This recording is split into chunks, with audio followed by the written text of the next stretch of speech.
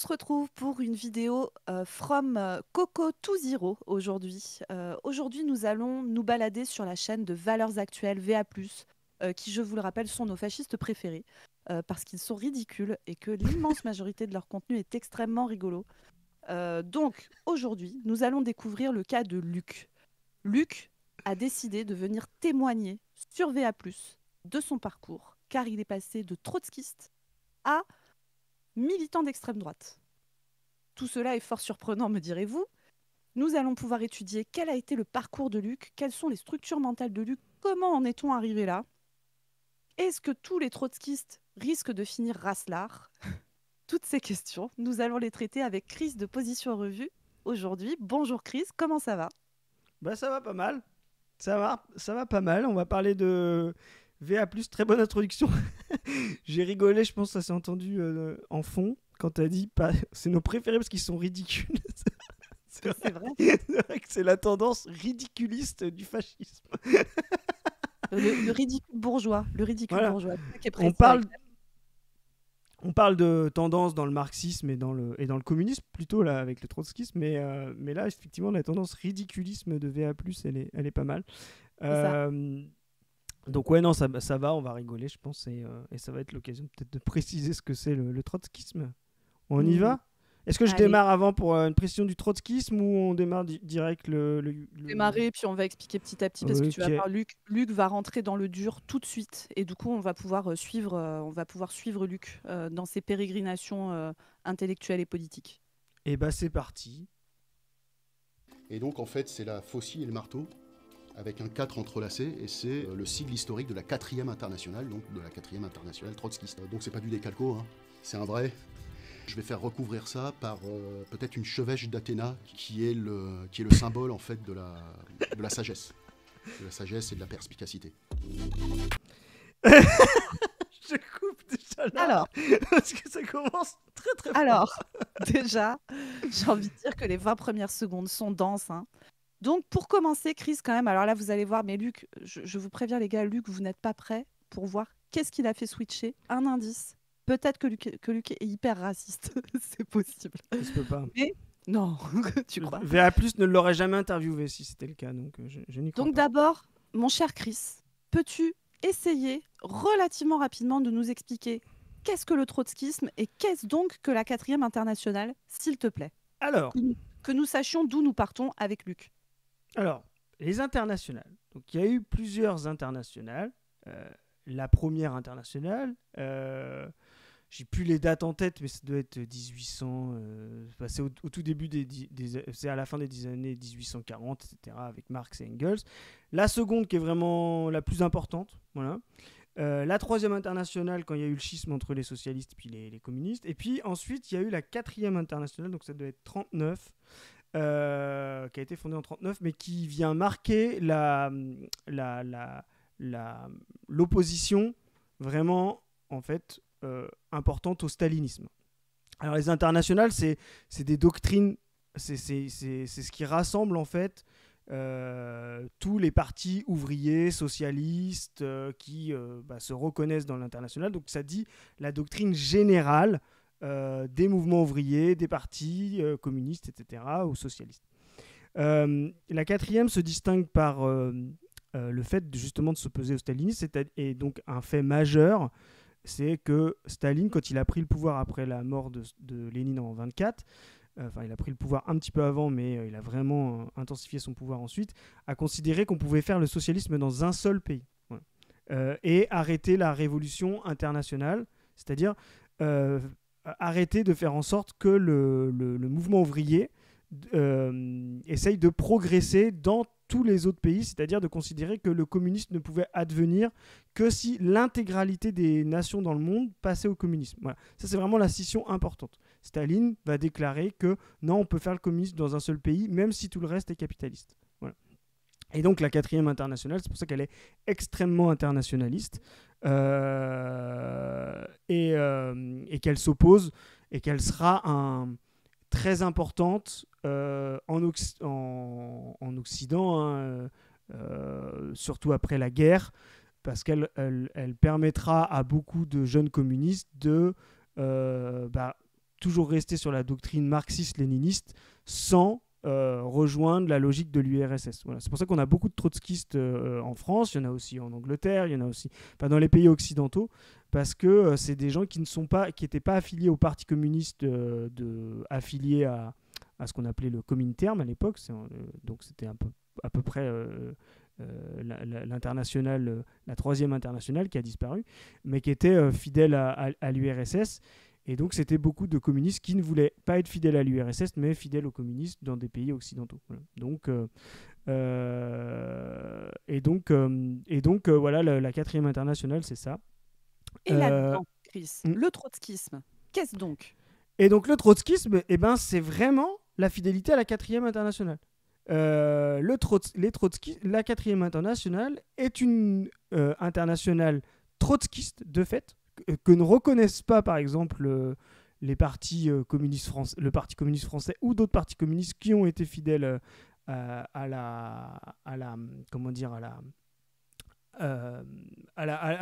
l'URSS. C'est vraiment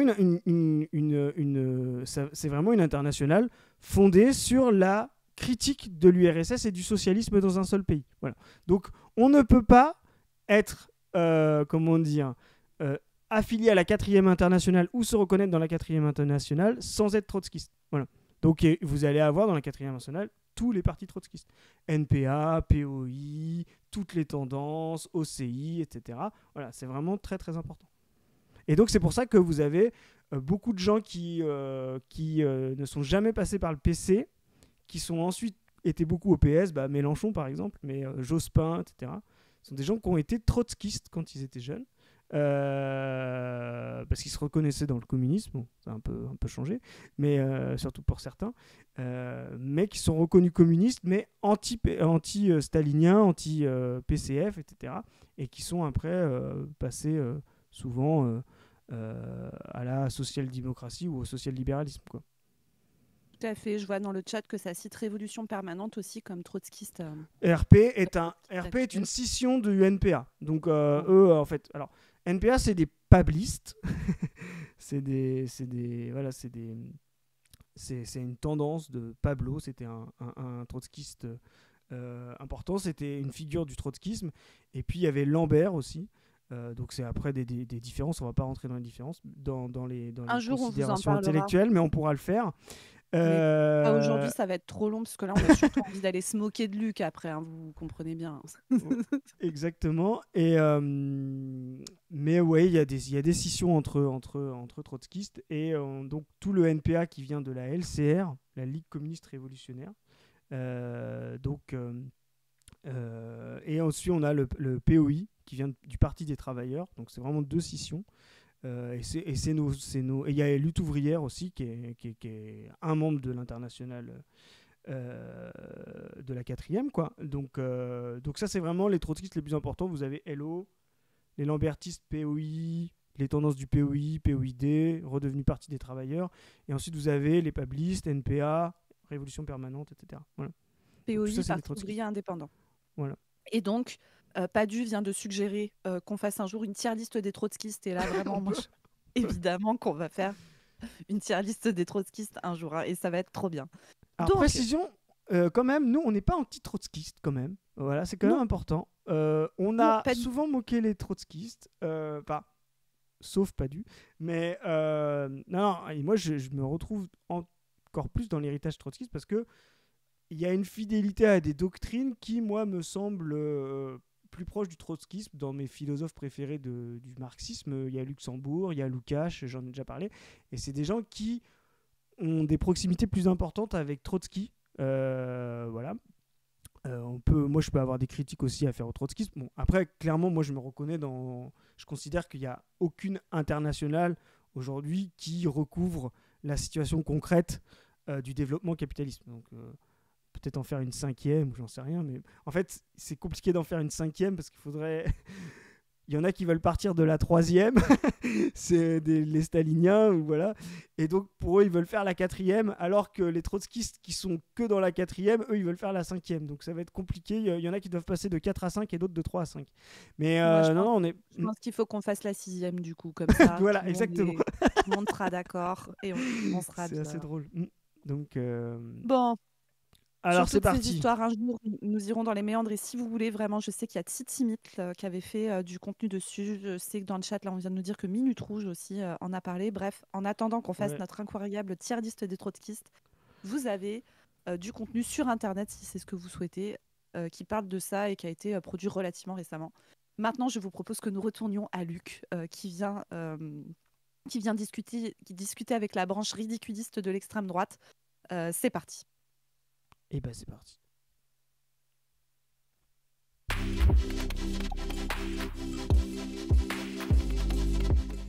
Donc moi c'est Luc, j'ai 45 ans. Il commence à peu près en Chris, 2002.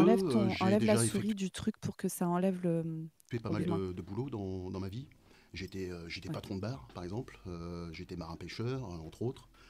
Et en 2002, j'ai quand même fait pas mal aussi de boulot précaire, notamment pas mal d'intérim, etc. C'est une période où je m'interroge énormément sur ma condition d'ouvrier précaire. Et je rentre en discussion avec des gens, notamment à Paris, puis ensuite en province, et qui me convainquent en fait de rentrer dans un parti à l'époque qui s'appelait le Parti des Travailleurs. Et le Parti des Travailleurs, c'est un des avatars, PT. un des nombreux avatars de Alors voilà, lui il rentre par le lambertisme. Voilà. Donc, Mm. qui est quand même une tendance plus, on va, comment dire, un peu plus patriote, quoi, un peu moins porté sur l'internationalisme que les pablistes, quoi. Voilà, donc c'est déjà une porte d'entrée, pas neutre. C'est quand même, je pense, voilà, on résume à trotskiste, mais from lambertiste tout fasciste, c'est peut-être plus facile que from pabliste tout fasciste. Mais rien n'est impossible hein, dans le monde des individus. Mais c'est pas neutre que ce soit par le. J'attendais qu'il le dise quand il en a parlé. Et en fait, qu'il rentre par Gluckstein. Voilà, donc c'était ça. Gluckstein-Chivardi en 2002. C'est pas étonnant.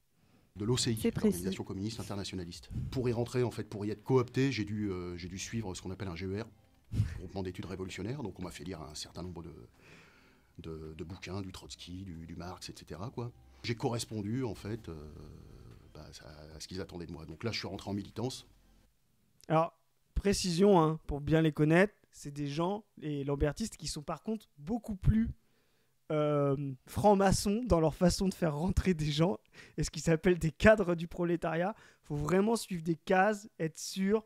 Vous avez forcément des gens qui font une fiche sur vous, etc. Alors que le pablisme, NPA, LCR est quand même un mouvement beaucoup plus ouvert, beaucoup plus varié. Alors, ouvert, en tout cas, ce que je veux dire, c'est plus facile d'y adhérer. Il y a moins de travail tu vas assimiler alors les textes de Marx, les textes de Trotsky, etc. Enfin, vraiment, quand ils parlent de GER, c'est vraiment précis. Ils font vraiment ça. Quand vous voulez rentrer au PT, ou maintenant c'est POI, ou c'est redevenu le PT, avant c'était le POID. Mais vous allez vraiment devoir vous taper le programme de transition de Trotsky, quoi. Les 12 mesures, après vous les récitez. Vous allez lire ces textes-là. Donc ce qu'il décrit, c'est vraiment intéressant. Donc Donc, je PT, suis resté Parti du des P- POID, Parti ouvrier indépendant démocratique. Démocratique, mais qui est, en le fait, qui est l'ancien PT en fait, le PT est devenu le POI. Ensuite, il y a eu une scission du POI avec POI-POID. Il reste le POI qui travaille maintenant avec la France Insoumise. Vous entendez souvent parler, je pense. Voilà. Et maintenant, le POID est redevenu PT. Voilà. Tout est simple dans le monde des trotskistes. PT de 2002 à 2009, au moment où en fait ce PT se transforme en POI, Parti ouvrier indépendant, avec la mise en avant d'un vieux socialiste, Gérard Chivardi, très sympathique au demeurant, mais qui remettait en cause toutes les lois de décentralisation à l'époque.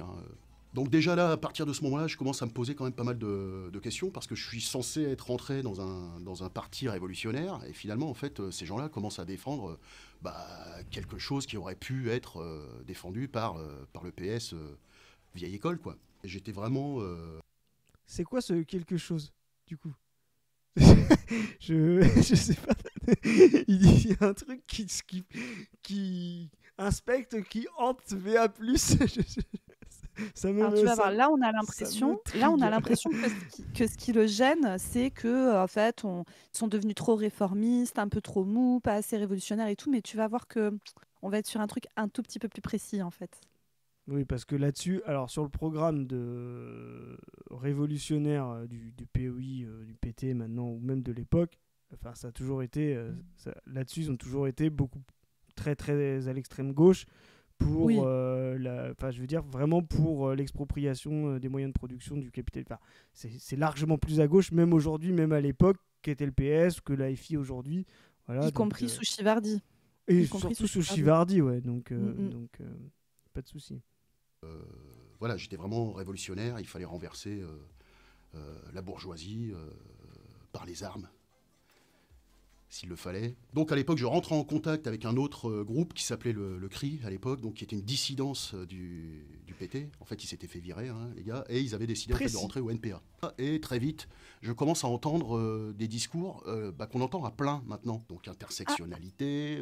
ah, Attends, ah, je finis. On voit apparaître Ah, la attention. première candidature de femme voilée, c'était Ilan Moussaïd, je crois à Avignon. Là. Mmh. On nous demande de nous prononcer sur est-ce qu'on soutient Ilan Moussaïd, parce que quand même elle a un engagement qui va dans le sens de la révolution, et quand bien même, en fait, son voilement est accessoire. Et je me souviens, il y avait deux vieux militants sur des positions très laïcardes, etc. Quoi. Donc on n'a été que trois, et je faisais partie de Ah, ces trois-là. ah, quelle surprise. Quelle merde. surprise. Luc, il s'est retrouvé en minorité. Bon, Quelle bon. surprise. Quelle surprise, Luc! Luc, en fait, il nous raconte de machin, qu'il était prêt à faire la révolution par les armes et tout, mais qu'est-ce qui lui a fait péter un plomb à Luc? Qui lui a fait péter un plomb, c'est qu'on s'est mis, alors quand il dit ouais, on s'est mis à me parler d'intersectionnalité et tout, bon, j'imagine qu'on s'est mis à lui parler de sexisme, de racisme, ce genre de trucs, de droits LGBT, tout un tas de trucs qui ont l'air de le déranger vachement plus que le fait de pas faire la révolution par les armes, apparemment, hein. Enfin, moi, c'est ma théorie, hein, voilà. Et donc là, il parle de cette candidate à des élections pour le NPA, hein, qui se présentait Ah, il a le Moussaïd, ok. euh, en ayant un tissu qui couvre ses cheveux, voilà, pour des raisons religieuses. Et ça ne passe pas du tout. Vas-y, on va le laisser continuer un peu sa Ouais, ce qui est phrase, mais marrant, c'est que on va pouvoir en parler après. Luc, c'est vraiment le gars, on sent qu'il va dire je suis pas raciste, mais tu sais, genre, on, on le sent, il précise tellement de trucs, tu sais, il fait plein de prémices, tu sens qu'il va le dire, il va dire je suis pas raciste, je suis révolutionnaire, mais donc je Mais. l'attends. Qui nous sommes opposés, parce qu'elle elle montrait clairement qu'elle était voilée, qu'elle était prosélyte, musulmane, etc. Quoi. Choquant, vraiment choquant. À partir de ce moment, Choquant! Il était pas bien notre Luc Luc est là, hein. choqué. Luc est Luc était choqué. pas bien. Luc Luc est, était. Luc est choqué. Luc Ouais. s'est dit, bon, certes, il va falloir abattre la bourgeoisie, mais après tout, ne faut-il pas commencer par interdire aux femmes musulmanes de couvrir leurs cheveux pour des raisons religieuses? C'est quand même, est-ce que ça serait pas ça la priorité en Voilà, parce fait? qu'on ne devrait pas faire une alliance mais une alliance de classe, mais c'est pas neutre, hein, parce que là, il parle donc Moussaïd, ça doit être, je pense, 2010. Création du NPA, c'est 2009, donc ça doit, ouais, peut-être 2013. Mais là, il vit justement la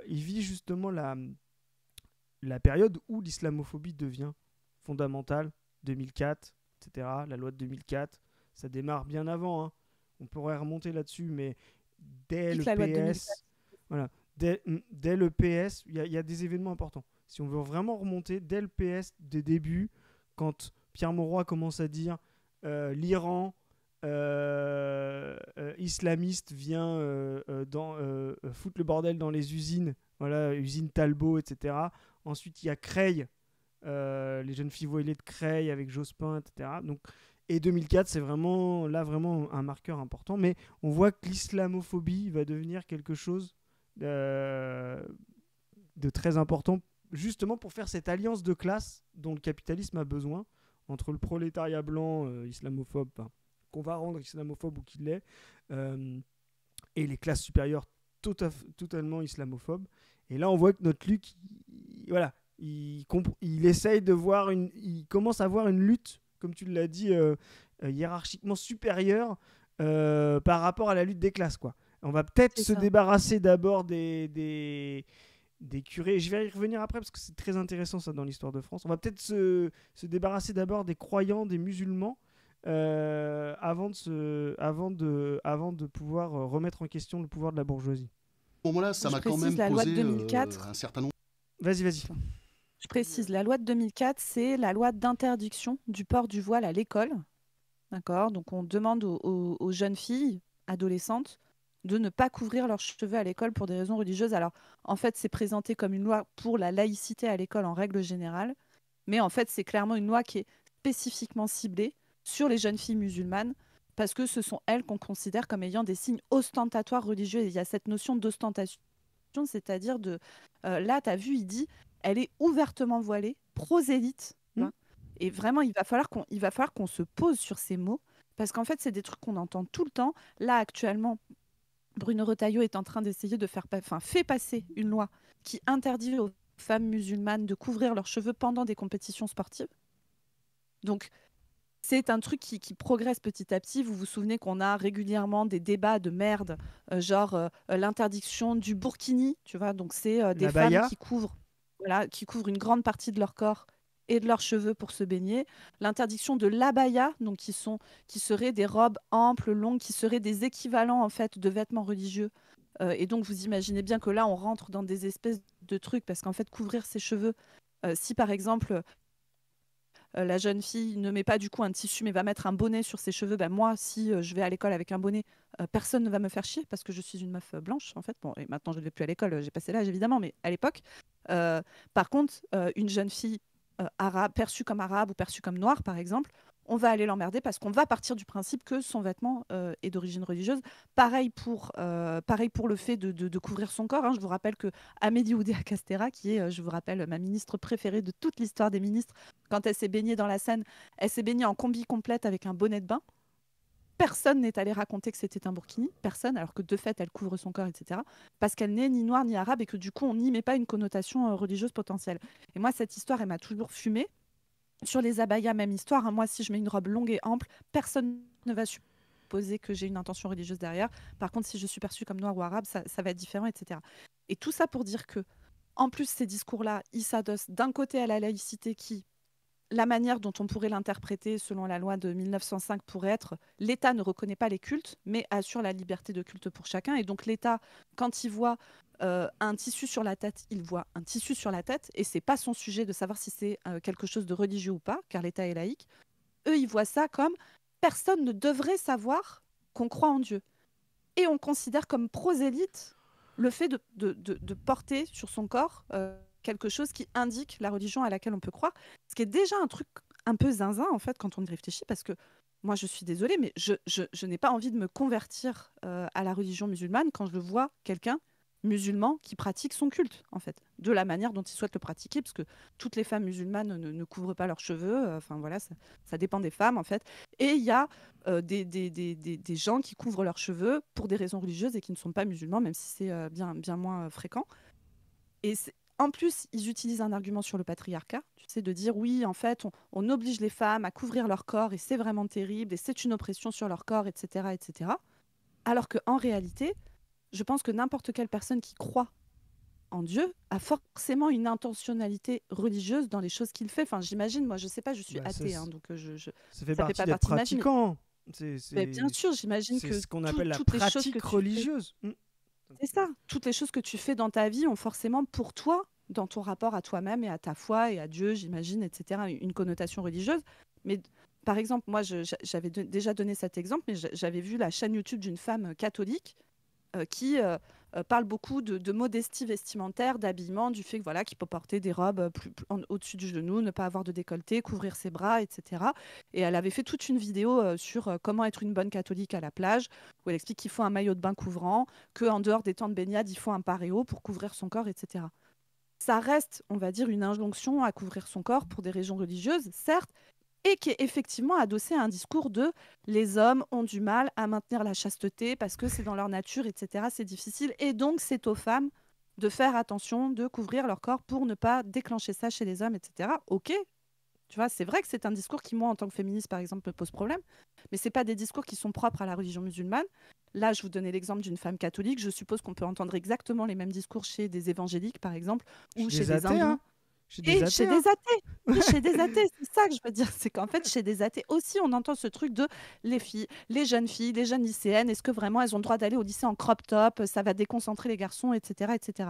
Et du coup, si on considère que, par exemple, cette femme catholique qui dit portez un paréo à la plage, mettez un maillot de bain couvrant et tout, c'est un truc d'injonction sur le corps des femmes qui nous rendrait éventuellement responsables d'éventuelles euh, agressions qu'on pourrait subir. Parce qu'en fait, le sous-texte, c'est ça. Hein, quand on dit aux femmes, oui, couvrez vos corps parce que les mecs ne savent pas se tenir, etc. En fait, le sous-texte, c'est que c'est à nous d'être responsables du fait de ne pas susciter de violences commises par les hommes qui pourraient nous croiser.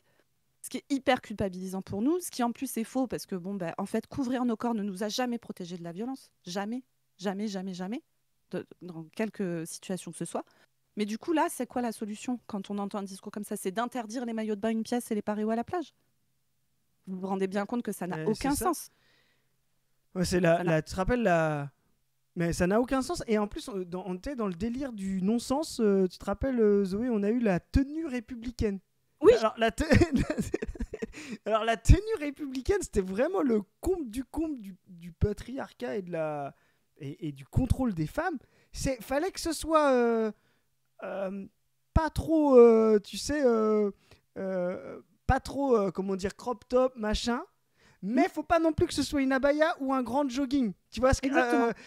et là, tu te dis, il y a des gars, ils se disent, une femme qui doit montrer qu'elle est républicaine, faut qu'on voit ses formes, mais pas trop.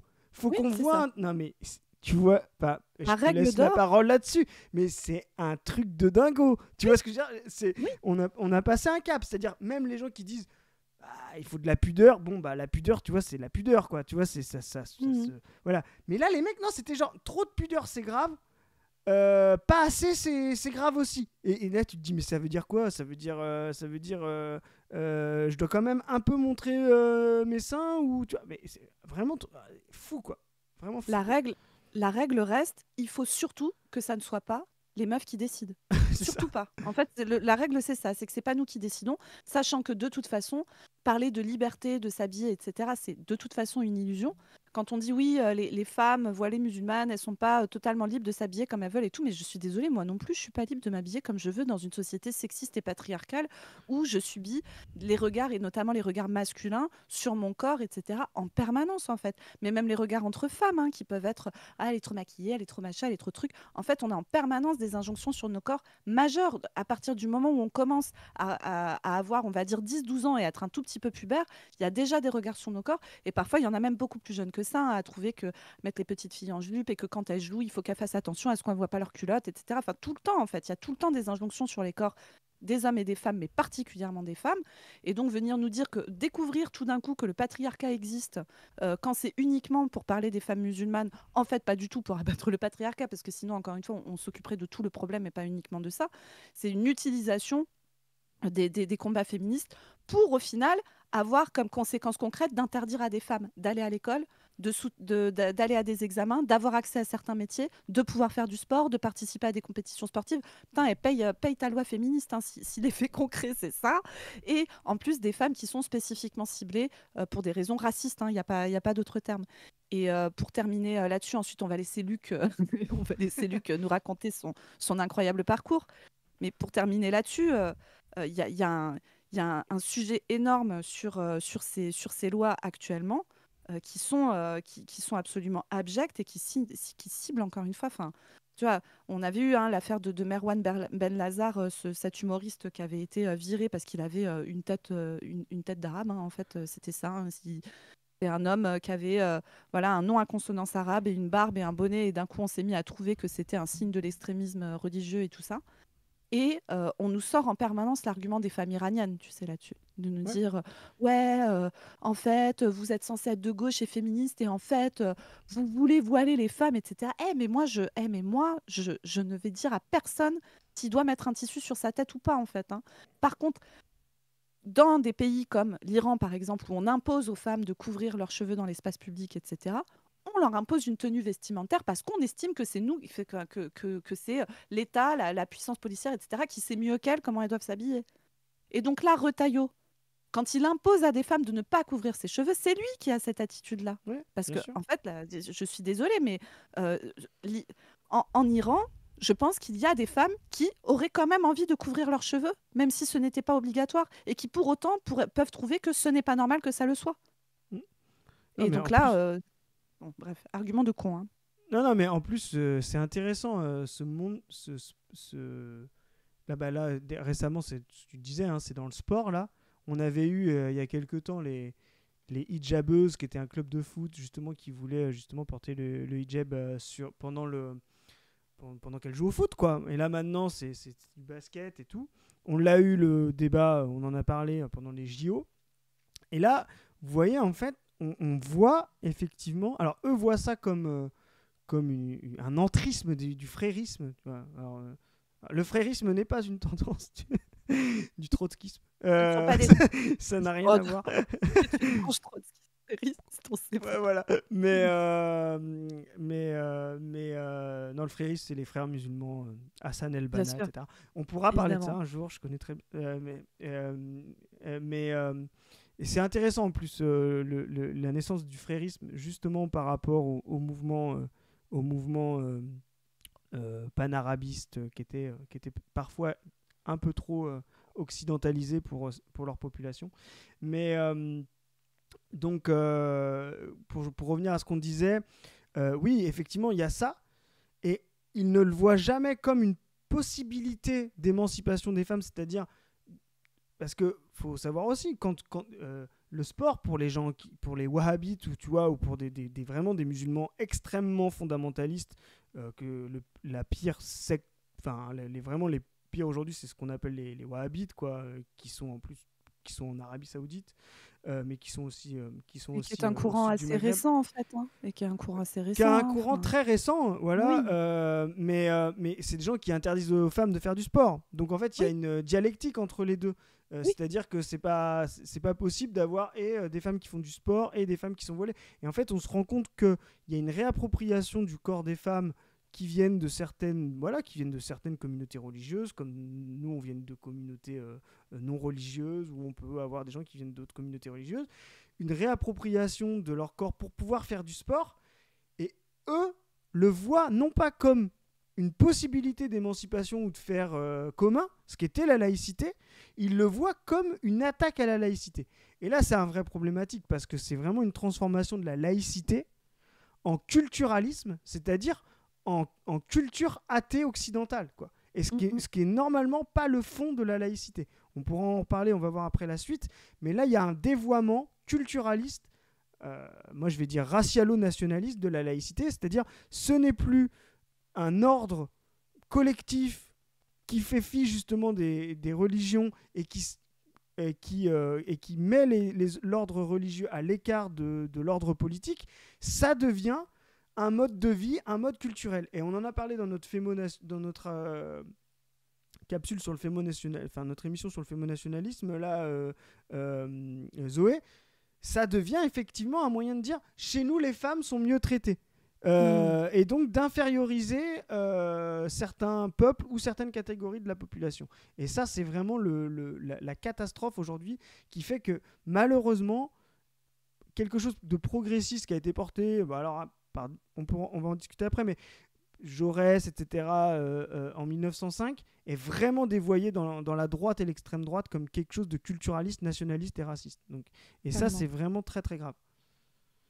Et ce qui est grave, voilà, je finis là-dessus, mais quand aujourd'hui on entend laïcité, et moi le premier, hein, quand j'entends laïcité, je me dis, il y a 9 chances sur 10 que ce soit un type d'extrême droite, c'est red flag, oui. c'est grave, quoi, c'est problématique. Oui, évidemment. Alors Luc, paniquait, qui était en panique parce qu'il y avait une meuf qui avait voulu couvrir ses cheveux et que ça, vraiment, ça lui a fait très très peur. Le pauvre. D'ailleurs, moi, je me pose la question de comment il respecte les femmes, Luc, dans son intimité. J'aimerais bien savoir. Bref. On ne sait pas. Voilà. C'est mon confrère. Là, c'est pas ton confrère, mais c'est mon confrère en masculinité. Donc, je dois respecter l'ordre confraternel patriarcal. Je ne jugerai pas. Ouais, dans la minute qui vient. Donc j'ai continué à militer là-dedans, peu ou prou. Il faut savoir qu'en fait j'étais la seule caution ouvrière. D'accord, il y avait des représentants un petit peu de toutes les tendances. On a eu un trans, par exemple, on a un mec qui a changé de sexe. Mais il y a il y a toutes les paniques. C'est Panic Man. Tu sais, genre. T'as vu, il le présente genre, c'est sûr, c'est pas un ouvrier lui. Je suis désolée. Alors, il dit lui, mais il dit que c'est un homme qui a changé. Donc, en fait, il dit Il sait elle. pas. Enfin, il parle d'une femme trans, j'imagine. Mais une femme trans peut parfaitement être ouvrière, en fait. Enfin, je vois pas pourquoi. Pourquoi le fait d'être transgenre empêche. Alors, peut-être que là, dans le cas précis que Luc a subi en ayant très peur, cette femme trans n'est pas ouvrière, mais bon bref, je vois pas je vois pas pourquoi il y aurait une incompatibilité entre les deux statuts. Mais juste pour préciser, hein, tout le monde est dans le graphique. Hein. Donc, dans le graphique, on voit que les catégories socio-professionnelles, mais derrière, il y a différents genres, différentes races sociales, différentes religions. Tout le monde est dans le graphique. Hein. C'est ça. Quand on parle des ouvriers, quand on parle des cadres, etc., il n'y a pas de l'autre côté, derrière le graphique, coincé les trans. Voilà, il faut l'expliquer à Luc, parce qu'il a l'impression qu'on ne peut pas être les deux en même temps. Ça. Alors vas-y Luc, panique, vas-y Luc. On rentrait vraiment dans le vif de l'intersectionnalité, quoi. Tout le monde revendiquait quelque chose individuellement. J'étais le seul ouvrier en fait de cette petite bande qui est une belle bande en fait de binoclards. Ils sont jamais sortis de l'école. C'est-à-dire que c'est moi, non? Ouais, c'est toi Chris. Attends, Toi t'es mes lunettes parce que ouais. Je ne te bon, vois après, plus. Toi, je te vois plus. Non, toi, t'as le pass ouvrier, Chris, je pense, aux yeux de Luc, par contre. Puis t'es pas transgenre, donc ça va. Des belles bandes de binocles. ils ont fait prépa, après, vrai sujet, machin, ils sont rentrés à l'ENS et après ils ont été profs agrégés, quoi. Ah, ben ça. Ils sont complètement déconnectés de la surreprésenter et quand je leur disais des qu'à profs 14 agrégés ans, dans les luttes. j'avais l'obligation pendant les vacances d'aller travailler sur les chantiers de mon père. J'étais manœuvre, employé gratos, quoi, à 14 ans, dans un pays qui interdisait déjà le travail des enfants. Les mecs, ils tiquaient, quoi. Mais oui, mon gars, c'est ça aussi, la province. Instant Tatiana. Instant Tatiana, il n'y a que la province qui bosse. C'est ça, enfin bon, je veux dire, les gamins qui sont gamins d'artisans ou gamins de commerçants, gamins de restaurateurs et tout, et qui se retrouvent à taffer très tôt avec leurs parents, pas payés, pas déclarés et tout, enfin, c'est pas du tout propre à la province. Hein. Pas du tout. Mais ce qui est bien, cette vidéo, c'est qu'elle en fait, elle résume tout des 20 dernières années de la pré-moïsation, quoi. C'est-à-dire, on est en -12 avant la moïsation. On a créé le graphique, on va peut-être créer le calendrier du graphique. Je sais pas. Qu'en pense le chat? Donc là, tu commences à entreapercevoir que Luc, comme il dit, je bossais sur les chantiers de mon père, machin. Tu commences à entreapercevoir que Luc est fils de quelqu'un qui est en bas à droite du graphique. C'est ça. Qui explique peut-être une partie des trucs. Mais ce qui est marrant, en plus, VA+, vous avez vu les plateaux de VA+, là, comment ça s'appelle, ou TV Liberté. Ouais. Il y a que des bourgeois. Toute leur vie, ils ont été bourgeois. Ouais. Le combat ouvrier, si tu leur demandes 3 moments du combat ouvrier, ils saignent du nez, tu vois. Typiquement, ils se mettent à saigner du nez, à transpirer du sang, parce qu'ils n'ont pas les dates en tête. Mais par contre, ils viennent te chercher des ouvriers H24 pour dire... Ah, regardez, vous avez remplacé leur lutte par les trans et les femmes voilées, quoi. Ils en trouvent pas tant que ça, en vrai. Hein. Mais oui. Et c'est encore le cas dans la province, quoi. Après les vacances, là, je suis approché par un autre groupe trotskiste. Ils étaient souvent dans les manifs de la CGT. J'étais aussi à la CGT. Hein. La CGT reste toujours l'appareil syndical du PCF. Ils vont tous se rallier à Mélenchon, puisque Mélenchon est devenu maintenant quelqu'un de respectable, hein, puisqu'il a marché avec les islamistes. Et son angoisse, hein. C'est vraiment son angoisse. Que vraiment, si tu casses pas les couilles aux musulmans, si tu ne fais pas des choses, c'est-à-dire, si non seulement tu ne fais pas des choses pour les empêcher de faire des trucs, se présenter à des élections, faire du sport, aller à l'école, tout ça, mais qu'en plus, tu as l'outrecuidance de manifester pour dire que ça serait bien qu'on leur casse pas les couilles et qu'ils aient les mêmes droits que tout le monde. Là, là c'est terminé. Là. C'est horrible. Hein. Tu vas marcher avec les islamistes, hein, bien sûr. Mais tu vois, là, c'est vraiment... Je fais un petit une petite précision, ce qui m'intéresse vraiment, tu sais, on a parlé tout à l'heure de la laïcité et tout. Les musulmans se retrouvent dans une situation de l'histoire de France qui est vraiment une double violence, même triple, mais là je vais parler d'une double. Ils sont vus aujourd'hui comme exactement étaient les Juifs, tu sais, sous l'affaire Dreyfus. Voilà. Ils sont vraiment stigmatisés de la même manière, comme une nation dans la nation. Donc on les voit comme voulant, l'extrême droite veut dire, ils vont nous remplacer, demain ce sera le califat, etc. Ils subvertissent notre nation. Et là, vous avez vraiment ce que c'est l'antisémitisme des années 60, des années 1870, qu'on conduit à l'affaire Dreyfus, c'est-à-dire à dire un officier qui est juif, c'est forcément un officier qui trahit. Voilà, c'est ça hein, l'affaire Dreyfus. Hein. C'est, voilà, parce qu'on ne peut pas faire... Tout un fond complotiste, tu sais, vraiment complotiste, quoi. Le frérisme qui s'infiltrerait partout, le grand remplacement qui est en fait orchestré, etc.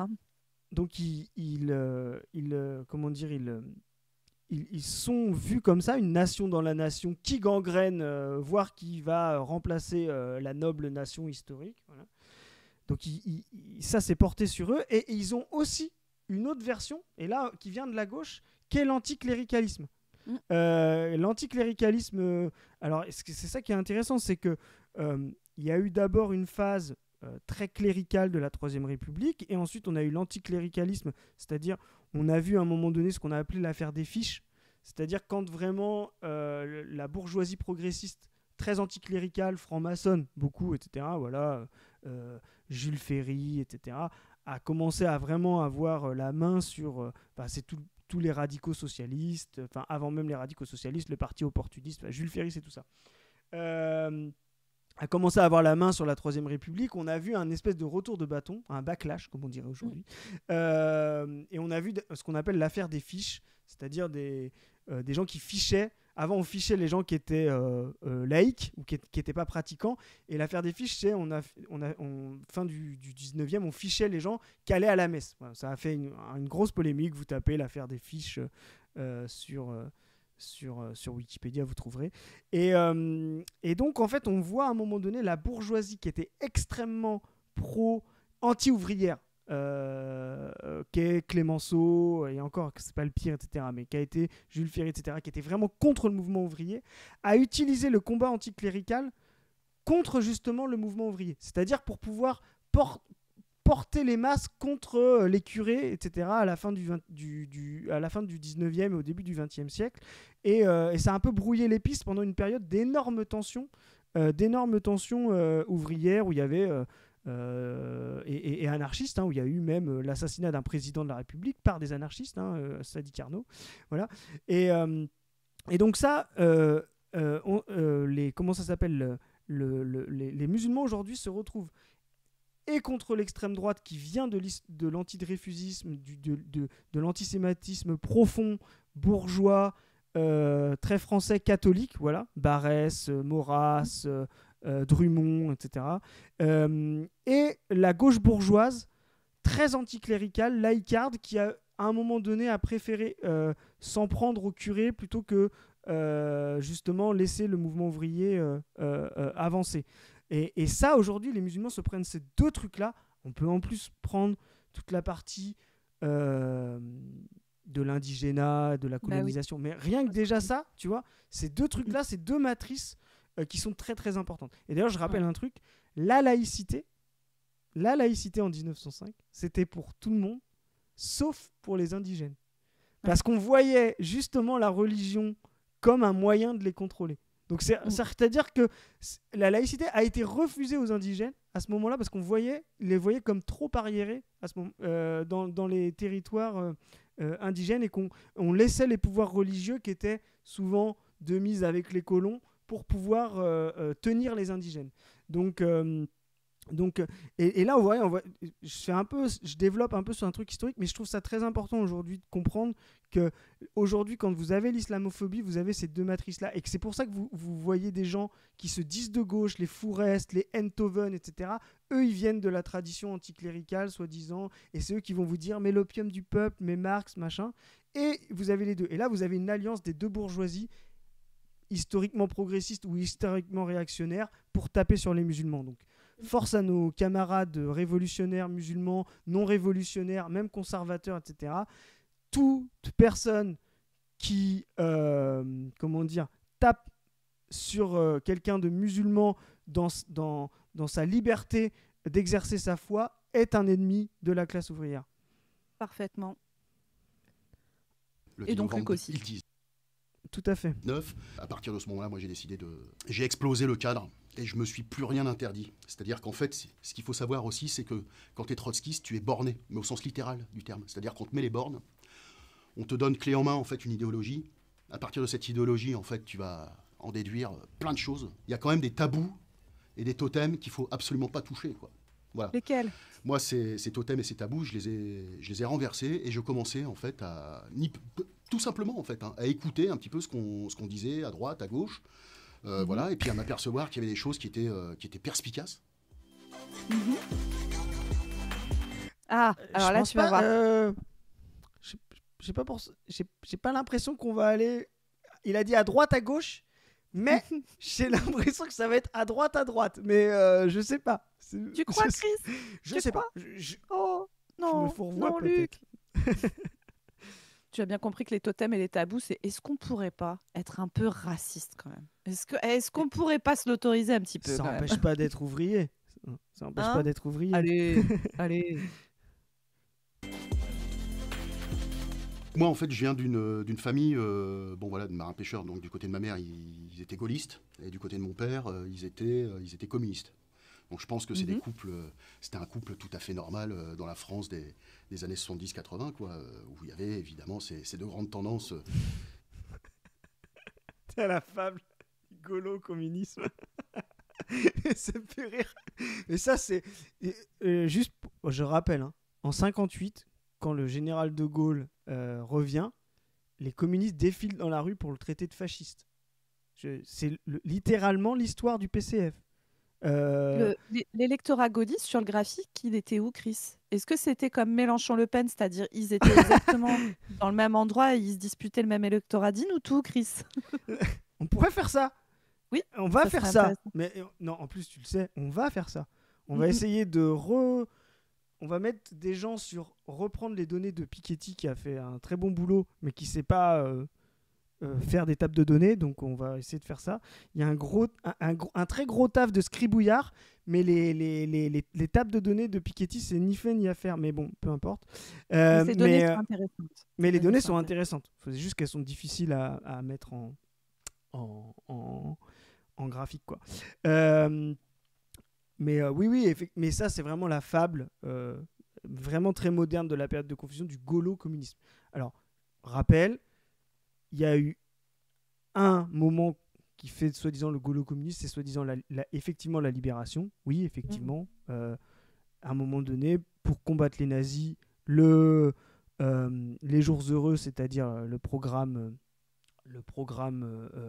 du CNR, voilà, demandait effectivement une alliance qui s'est pas faite très simplement.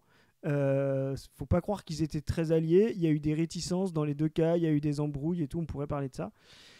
Ensuite, en 46 et 40, la 4ème République est fondée. De Gaulle n'en veut pas, déjà parce qu'il y a trop de communistes qui sont élus et que c'est une république trop parlementaire, ce que voulait normalement tout programme communiste quand on s'insère à la République bourgeoise, beaucoup plus qu'une république présidentialiste.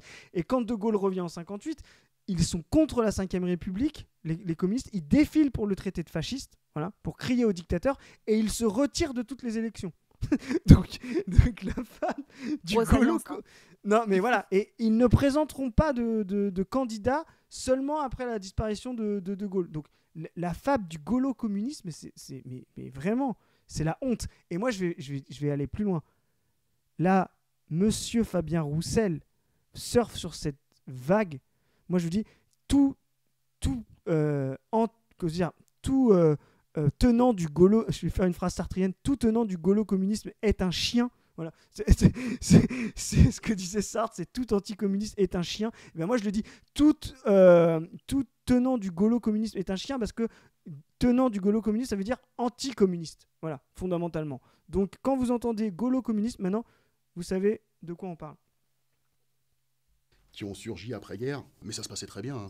Voilà. Et donc, moi, mes parents étaient petits commerçantes et petits artisans, et ils ont adhéré au Front National en 84. J'ai été un petit peu élevé dans cette ambiance-là. Alors, j'ai envie de dire... C'est précis, hein. J'ai envie de dire... des précurseurs, quand même. C'est ça. 84, adhérer au FN en 84, c'est l'époque réganienne, antisémite à mort et tout. Enfin, Là, c'est vraiment le libéralo-raciste, quoi. Ouais. Donc là, à l'époque, dans le graphique, c'est la position de Zemmour aujourd'hui. Hein. 84, je rappelle, en 81, il peut pas se présenter. Comment il s'appelle, Le Pen. Jean-Marie. En 84, c'est rien du tout. Hein. C'est un micro-parti. C'est vraiment 86 et les tambouilles de Mitterrand pour le faire monter, pour emmerder la droite, etc., qui vont faire monter le FN, l'heure de vérité, tout ça. Enfin, il y a plein de trucs là-dessus. Vous pouvez regarder Usul et Host ou Usul et Lumi, je sais plus qui c'est qui faisait ça, mais il y a plein de trucs là-dessus. Mais à l'époque, en 84, c'est rien du tout. Donc, faut vraiment être dans le racisme pour adhérer au FN en 84. Raciste convaincu. Non, il faisait... Il y a quelqu'un qui dit qu'il faisait 5% à l'époque. Non, il faisait même pas 5%. Non, il n'existait pas. En 80, Le Pen ne peut même pas se présenter. Il n'a pas les 500 signatures. Mais j'ai été très vite rattrapé en fait par le monde du travail pour ressentir effectivement l'exploitation capitaliste. Je suis pas devenu trotskiste par hasard, quoi. Et je peux te garantir que les dîners de Noël étaient passablement animés, quoi, parce qu'on tenait chacun nos positions.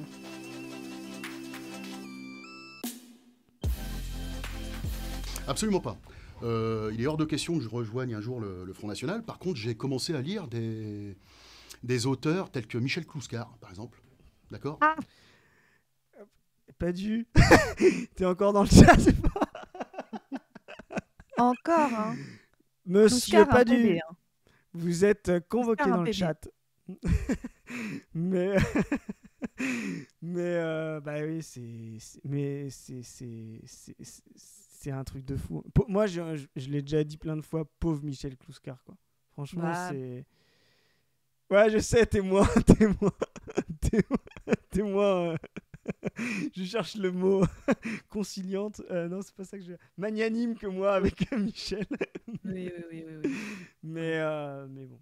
Mais à un moment, quand t'es autant, mais vous l'aviez déjà dit, à un moment, quand t'es autant repris par des énormes droitards et tout, c'est quand même que dans ta pensée, il y a un truc qui peut être interprété comme ça. Moi, je dis pas que Oscar il est intrinsèquement réactionnaire, etc., mais quand même. Bah, je serais malvenu parce que moi-même, je fais une analyse justement de la dimension significative des œuvres à travers leur sens historique. C'est ce que je fais avec Nietzsche. C'est pour ça que s'il y a des Nietzschéens dans le live, sortez parce que ça va vous faire saigner les oreilles.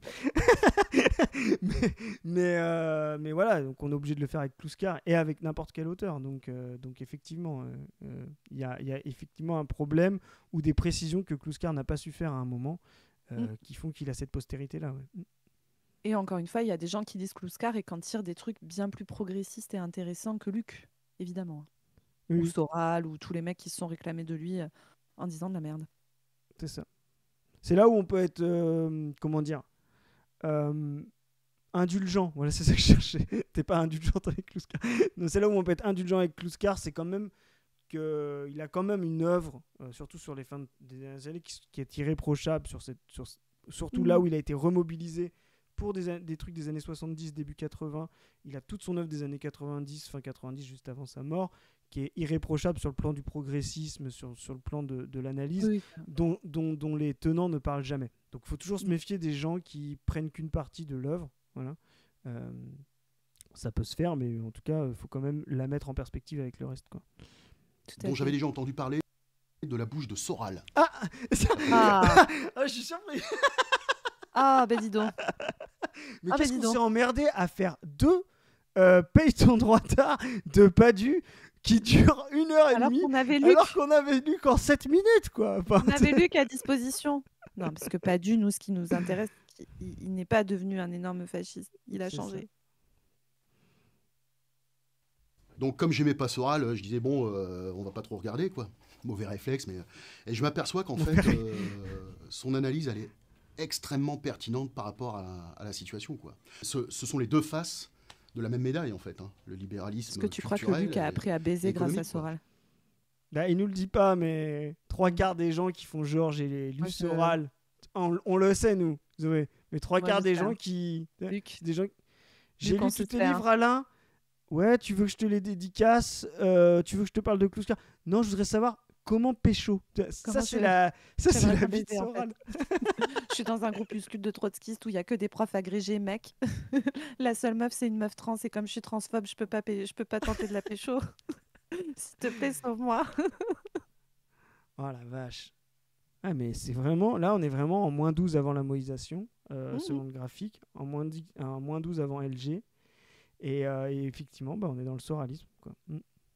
Donc l'un ne va pas sans l'autre, l'un se nourrit avec l'autre et vice-versa. Et c'est pour ça que depuis 40 ans, en fait, on n'a pas changé de gouvernement, finalement. Pour paraphraser Nietzsche, qui avait fait de la philosophie... Ah bah tiens. Putain, c'est un bingo. Hein. C'est un bingo. Mais alors, je rappelle, là, je suis dans une démarche paye ton droit tard avec Zoé. Je n'ai pas vu la vidéo avant. Donc c'est pour ça que c'est vraiment un chef-d'œuvre, quoi. Et Zoé a dit Chris, tu vas voir, tu vas être à l'aise. Tu vas être chez toi, tu vas être en chaussons. Tu vas kiffer. Je lui ai dit, Chris, mon camarade, mon ami. Je vais te faire plaisir ce soir. Oh la vache. En plus, alors là, au passage, c'est là où tu vois qu'il y a quand même un travestissement et tout. Soral est un type très critique de Nietzsche, tu vois. Oui. Donc c'est vraiment... là, c'est vraiment... c'est quand ça les arrange, quoi. Hein. Parce que Nietzsche, c'est vraiment la remobilisation par la droite bourgeoise anti-soralienne qu'est Rochdy. Voilà. Très bonne vidéo de notre ami Padu sur Rochdy. Voilà. Une série de vidéos. Ouais. Très bien. Très sur très sa bon. chaîne principale. Sur la chaîne principale, vous allez voir ça parce que c'est aussi une introduction à la philosophie. Moi, je la considère comme une introduction à la philosophie. En vrai, Rochdy, c'est un peu l'accroche voilà, pour faire cliquer, mais vraiment, allez voir parce que en fait, ça parle de fond et c'est vraiment intéressant. Donc, tu me connais quand même. Hein. Tu sais comment me parler. Ah, ben Coup de ça. marteau. Moi, je pense qu'il faut voter à grands coups de marteau. Dans l'idéal, il faudrait faire passer Le Pen à 60%, quoi. Aggraver la crise politique. Oui. Ça y Oui, est. Luc. Ça y est, Luc Dans devient accélérationniste. Mais avec un petit kiff, tu vois, en fait, c'est pas que pour tout faire s'effondrer, c'est aussi parce que ça va bien casser les couilles aux Noirs et aux Arabes et ça lui déplaît pas, en fait. Non, c'est même, je pense, le premier truc. Enfin, moi, il parle beaucoup de lui qui était ouvrier, de sa famille qui était ouvrière, mais je n'ai toujours pas entendu une mesure ouvrière pour l'instant. Et je n'ai toujours pas entendu... alors, tu sais à quel point c'est un concept qui m'est cher, un affect anti-patron. Tu vois, j'aurais au moins attendu ça, tu vois. Pour moi, bon, voilà, mais j'attends encore. Ça a peut-être été cuté par VA+. Hein. Pas impossible. Parti advenu au pouvoir, au sein même des gens qui font partie de ce rassemblement, et surtout en voyant des mesures fortes qui résoudront donc des questions que tout le monde se pose et que tout le monde aimerait voir résolues, quoi. Il va y avoir une recomposition politique. Est-ce que... réponse Je A, pense que c'est l'exploitation capitaliste par le travail. Réponse B, l'impérialisme. Réponse C, les Noirs et les Arabes. À ton avis? Je sais pas. Je sais pas. Franchement, est-ce que je peux appeler un ami dans le chat? Luc. Je te dis, Luc en et sa faucille et son marteau tatoué. Hein. toute la vidéo, c'est l'illustration du gars qui dit je suis pas raciste, mais tu sais, Et là, on est dans le mais, là. Là, on est dans le mais. On est après le mais, là, ça y est. Ah la vache. Qu'il va y avoir une gauche qui va émerger, celle que décrit justement Tatiana Ventose. Oh Alors, je vous conseille également le réact que Chris avait fait. Alors, ça s'appelle Tatiana Ventose, consultante en bullshit job de droite, un truc comme ça. Ouais. Vraiment, allez voir, c'est une critique de du discours de Tatiana Ventose sur le travail. Pourquoi les gens ne veulent plus aller bosser à l'usine? Tatiana se pose cette question. Et donc, vraiment, allez voir, non, vraiment, allez la voir, elle est hyper enfin, c'est intéressant de parler de ça. Là, je fais son le même Oui. lunette. Comme ça, le même à l'envers que Pourquoi les t'adores. gens ne veulent pas aller à l'usine? Alors, Le même comme ça à l'envers. peut-être que c'est pas juste parce qu'on dit pas aux gens qu'être ouvrier c'est génial. Peut-être qu'il y a d'autres trucs qui se jouent. Et j'avais pré-shot tout à l'heure quand il a dit le monde du travail, c'est ça la province. J'avais dit instant Tatiana. Attention, Effectivement. Guy lui n'est pas loin. J'arrive. Ah ouais, je pense. Alors, on les a tous là. Mais elle est géniale cette vidéo, mais c'est un chef-d'œuvre. C'est un bingo. Oh là là là là là. Une gauche qui va plus se poser la question justement des questions de l'immigration, etc., qui aura traité tout ça. Non, il va pas se C'était la poser réponse question. C. C'était la réponse C. Et oui, désolé. Je l'avais pas vu venir. Moi, j'étais là, j'étais dans enfin la question de. Mais c'est vrai qu'en plus, la question de. Comment dire de l'expropriation des moyens de production des bourgeois est une question tellement hégémonique. Tu vois, c'est-à-dire qu'on peut quand même faire dire à la gauche, vous parlez pas assez d'immigration, tu vois, parce que c'est vrai que tu vois, l'expropriation des moyens de production des bourgeois, c'est vraiment un truc. On en parle tout le temps, Zoé. Enfin, moi, j'allume la télé. Toute la journée, on est là, on parle. Les partis de gauche, on parle Asso. Moi, j'arrive à la machine à café au boulot. Ouais, quand est-ce qu'on les saigne? Je suis là obligé de dire wow. Tu vois, wow, calmez-vous. Il y a des meufs qui font du foot en couvrant leurs cheveux. Calmez-vous, les gars. Moi, je suis obligé. Voilà, je dis wow, je suis communiste, mais attention. Et là, le gars, il te dit non, on va poser les vraies questions dont personne ne parle, l'immigration et les Arabes. C'est vrai. Il y a Ilgrim qui note la phrase « On aura traité tout ça », mais c'est c'est des fous. Le sous-texte qui est quasiment, enfin bref, exterminateur. Mais c'est exterminateur. Et d'ailleurs, c'est des gens qui sont persuadés que... J'ai l'impression qu'il parle de café. C'est déshumanisant, impossible, c'est horrible. Ah bah, en plus, là, en plus, c'est même, tu sais, c'est déshumanisant, et là, c'est ramené tu sais, à l'insecte parasite, quoi, tu vois, à la vermine. C'est ça, c'est vraiment le discours de la vermine.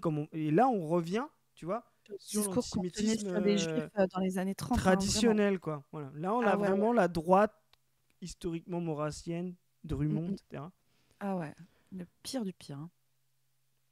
Et qui va traiter la question sociale de manière frontale. Si on rebascule encore Alors, tu vois, toujours pareil, pour traiter la question sociale de manière frontale, ces gens-là, d'abord, faut être entre blancs. Tu vois, c'est des gars qui te disent, il y a un match à jouer, mais on va d'abord demander aux Noirs et aux Arabes de dégager de l'équipe, et après, on gagnera le match. Tu vois, c'est des gars, ils ont cette vision-là, quoi. Quinquennat dans du Macron, là, ça va pas le faire, quoi. Ça va pas le faire, ça va être du tout en même temps. Avant de s'organiser en soviet, l'horizon... C'est juste avant. Oui. Ah oui, d'accord. Okay. S'organiser en soviet. Attends, qu'est-ce qu'il faut faire avant de s'organiser en soviet, Chris? Écoute. Je pense qu'il faut... Ouais. Immédiat, en fait, de la classe ouvrière, c'est qu'est-ce qu'on fait en 2022? Est-ce qu'on continue à se raconter des histoires sur le fascisme qui arrive, hein, ou est-ce qu'on le fait venir? Pas un gros coup de marteau, quoi, justement, en faisant passer le fascisme, le RN. Voilà. Effectivement, c'est... Hein, plutôt que se demander s'il arrive, est-ce qu'on le ferait pas arriver? Ce serait plus simple quand même, non? C'est ça qui est bien, c'est ça qui est intéressant, c'est les fascistes ne se considèrent pas comme fascistes. Ouais, c'est ça qui est intéressant. Pour lui, il se dit, bah non, je peux pas être fasciste. Voilà, je suis pas pour ça, je suis pas pour le fascisme. Donc ça doit être des histoires qu'on se raconte parce que moi je veux voter pour ça. Tu vois? Oui, non, tu es fasciste, Luc. Je préfère te le dire. De toi, moi. T'as beau être ouvrier, me servir ton pédigré, j'en ai rien à branler. Tu es fasciste, Luc. Je te le dis. C'est fini. Eh ben merci. Alors... hein. Bon. Bah écoutez, c'était bien. Donc comme à chaque fois que VA+ fait un truc, alors quand même, il y a une forme de déception là, c'est qu'il n'y a pas un journaliste de VA+ qui parle à l'écran parce que là, je te jure que là. C'est encore mieux. Les mecs, ils ont toujours des prénoms de ouf, tu sais, genre Baudouin, Enguerrand et tout. C'est vraiment. Ah, C'est bon, bref. C'est vraiment Ah, la mais version. très belle capsule. Non, mais en plus, elle dit beaucoup de choses, quoi. Elle dit Ouais, vraiment comment, une synthèse. tu sais, dans la période de confusion, comment on a réussi à faire vriller des gens qui étaient dans une logique de... Parce que le début de la... Il parle de 2002, tu vois, c'est un peu le même truc qu'on a pris, la même chronologie du début de la crise, etc., de la mobilisation. Comment des gens qui commencent à entrevoir la crise sociale, et donc en premier lieu, les gens les plus précaires, hein, c'est ce qu'ils racontent, intérimaires, etc., comment on a réussi à la dévoyer vers l'islamophobie, voilà.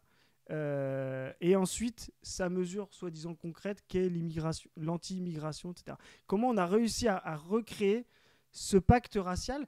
Et voyez, non, il ne faut pas se tromper, ce pacte racial n'a pas été conçu, n'a pas été une gangrène du RN qui a pollué tout le monde. Je ne crois pas du tout à ce qu'on a appelé la lepénisation des esprits. C'est quelque chose qui est au cœur de la bourgeoisie. Voilà. C'était les gens les plus... C'est pour ça que je rappelle tout à l'heure de la bourgeoisie progressiste, anticléricale, son rôle dans l'histoire contre le mouvement ouvrier.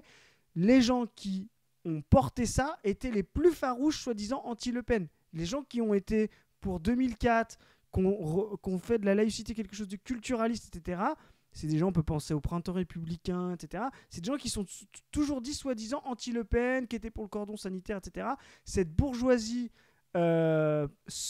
faussement progressiste dans les partis de gauche, dans les associations culturelles, qui a commencé à dire il y a un problème avec l'islam, voilà, a rejoint ensuite le RN pour faire la jonction avec le RN qui disait déjà depuis longtemps il y avait un problème avec l'immigration.